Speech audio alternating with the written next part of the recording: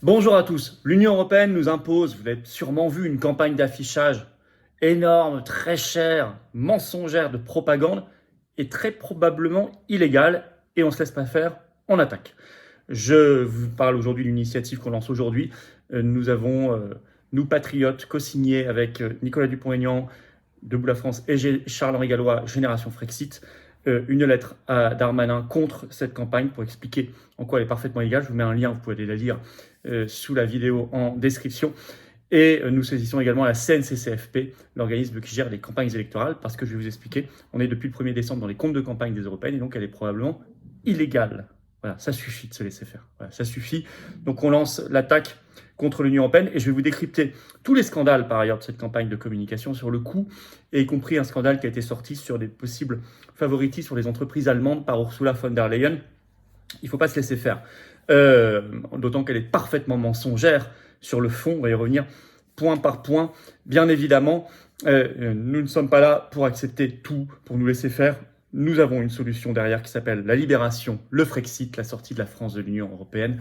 Et en attendant, il faut agir de manière très concrète. Donc n'hésitez pas à relayer cette vidéo, n'hésitez pas à lui donner de la force pour qu'elle soit mieux relayée en vous abonnant à cette chaîne YouTube ou en vous réabonnant si vous avez été désabonné, à vous de vérifier. Pour cela, il faut cliquer sur s'abonner en dessous, un petit clic, c'est gratuit bien sûr. Vous êtes juste en 1/10 de seconde abonné à la chaîne et grâce à votre abonnement, les vidéos seront mieux recommandées automatiquement par les algorithmes de YouTube plutôt que si vous n'êtes pas abonné, donc je vous en remercie énormément. Ça va nous permettre de toucher de nouvelles personnes et d'aller chercher de nouveaux résistants. On en a besoin.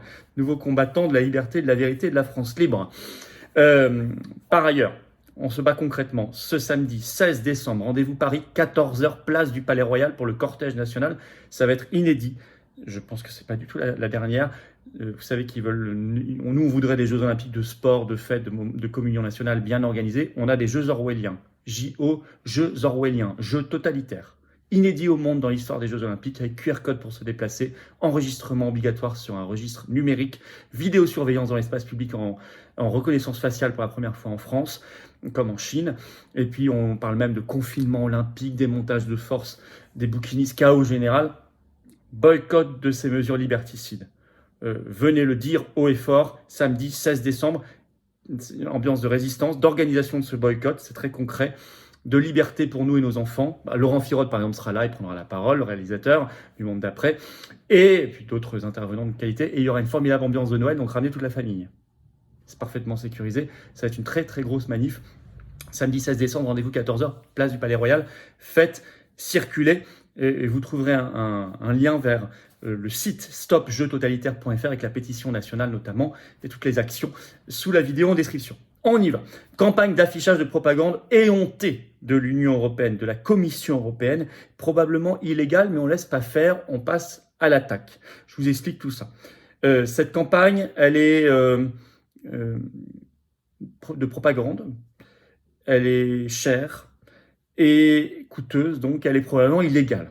Vous l'avez sûrement vu, elle est depuis le début de l'été 2023, par exemple sur les arrêts de bus, sur des panneaux publicitaires, dans le métro, etc. Des grandes affiches avec ce slogan « You are EU », l'Europe c'est toi, déjà en anglais, on va y revenir aussi d'ailleurs.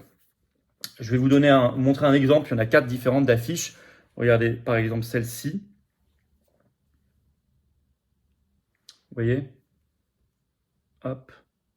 Vous voyez ? Logo de l'Union européenne, le slogan « You are EU » en grand, en petit « l'Europe c'est toi ». Vous voyez ? Bon, un exemple, vous l'avez sûrement vu. On va revenir sur ces quatre affiches. Alors, le porte-parole de la Commission européenne a dit, je cite, « C'est la plus grande et la plus réussie des campagnes de communication qui est menée jusqu'ici, la Commission européenne. » La plus chère, en tout cas, ça c'est certain. Il y en a 4 différentes. Alors, à partir de celles-là, que je vous ai montrées, sont toutes des antiphrases, c'est-à-dire des choses qui veulent dire l'inverse de ce que ça veut dire. C'est vraiment de la propagande. Par exemple, celle-ci, « Liberté, paix, indépendance énergétique ». Mais on devrait autant en rire plutôt qu'en pleurer, parce que liberté, l'Union européenne, liberté, elle qui vient de nous imposer le règlement européen DSA de censure de la liberté d'expression, elle qui a concocté avec l'OMS le pass sanitaire mondial. Bon, paix, on voit les délires liberticides sur la liberté et les délires belliciste, de guerre, guerrier d'Ursula von der Leyen sur l'Ukraine depuis le départ. Sur Israël, on l'a vu au tout début, où elle avait même choqué, y compris au sein même de la Commission européenne. On voit sa soumission à l'OTAN avec toutes les guerres, avec un agenda 2030 de guerre mondiale. Donc la paix, ça fait bien rire. Indépendance énergétique par le marché européen de l'électricité qui détruit tout, par l'augmentation massive des importations de gaz de schiste américains qui nous rendent dépendants, par la destruction d'acteurs nationaux comme EDF en France. Bon, il y a une deuxième affiche qui s'appelle « Démocratie, diversité, protection du climat ». Pareil, démocratie par le supranational qui s'impose au peuple, des gens non élus, des technocrates, quelle blague. Puis les référendums sont annulés dans l'Union européenne. En Grèce, ils l'ont annulé, ils avaient annulé au Danemark, ils avaient annulé en Irlande, ils n'en ont pas tenu compte en France, aux Pays-Bas, etc. Diversité, c'est pas ce que j'appelle la diversité, j'appelle ça l'uniformisation. C'est l'uniforme mondialiste, notamment par la langue, sur l'anglo-américain. On le voit même dans cette campagne d'affiche « You are EU ». Protection du climat, bon là on voit leur religion climatiste, mais de toute façon si on parle d'environnement, on ne fait pas d'environnement et de défense de l'environnement par le libre-échange. Or l'Union européenne c'est la plus grosse machine au monde à signer des accords de libre-échange. Je rappelle qu'elle vient de le faire avec la Nouvelle-Zélande et qu'elle veut relancer avec le Mercosur, ce qui serait le plus gros traité de libre-échange de l'histoire du monde. Donc arrêtons de nous parler aussi d'environnement quand on parle de l'Union européenne. La troisième affiche c'est stabilité, respect, transition écologique. Stabilité de quoi ? C'est la chute économique, la chute industrielle. Il n'y a aucune stabilité. La chute agricole, il n'y a pas de stabilité. Respect par des gens qui nous imposent, qui sont surpayés, des lois, des règlements, qui nous disent, comme M. Juncker, l'ancien président de la Commission européenne, il n'y a pas de démocratie au-dessus des traités européens. Respect quand Ursula von der Leyen nous cache ses SMS avec Pfizer, qu'elle négocie des accords géants sur notre santé dans notre dos. Bon, enfin, transition écologique. Bon, écoutez, j'ai parlé de cet accord de libre-échange Union européenne-Mercosur. Voilà, ça veut tout dire. L'Union européenne se fiche complètement dans les faits de la nature et de l'environnement et de la protection animale, de la faune et de la flore et de l'humanité. Bon. Quatrième affiche, c'est unité, sécurité, énergie renouvelable. Alors, unité, oui, on pourrait dire unité de la dictature à marche forcée. On passe tous sous la toise. Voilà. On détruit des pays, des nations, des civilisations millénaires. C'est pas ce que j'appelle l'unité, ça. Hein. Ça, c'est ce que j'appelle l'uniformisation à marche forcée. Sécurité, sécurité quand on a détruit les frontières nationales, quand on veut imposer le pacte pour la migration, qui va éparpiller partout de force les migrants dans toute l'Union européenne, sinon 20 000 € d'amende par migrant, bon, on repassera. Énergie renouvelable, et puis par ailleurs imposer des guerres dans le monde entier, c'est l'inverse de la sécurité.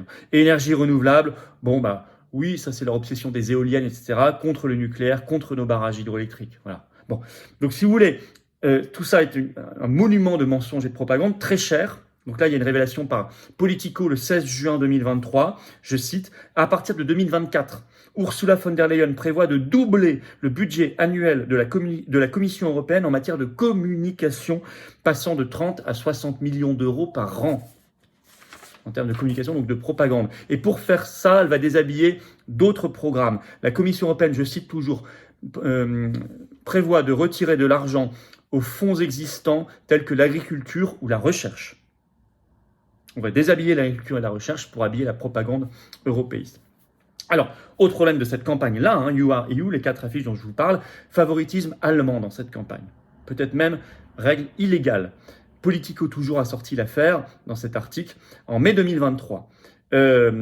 Déjà, Ursula von der Leyen, allemande, est entourée de beaucoup d'Allemands sur la communication. Elle a nommé l'Allemand Dirk von Holleben, qui était déjà son assistant quand elle était ministre allemande de la Défense, à la tête des relations publiques à la Commission européenne.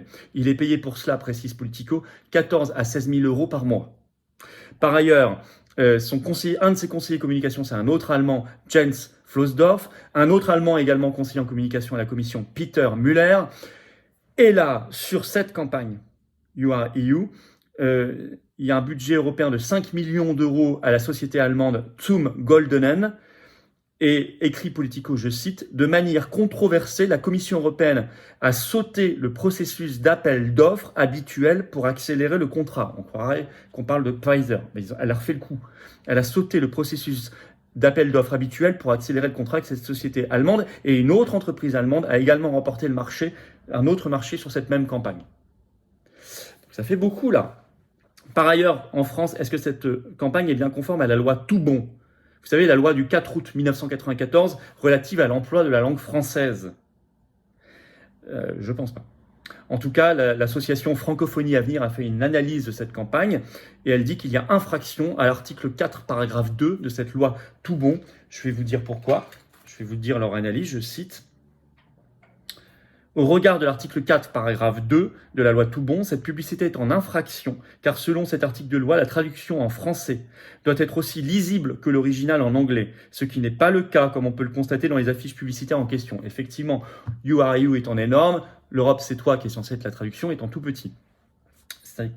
C'est illégal au regard de la loi Toubon. Et puis, il y a un énorme problème électoral, et là on attaque.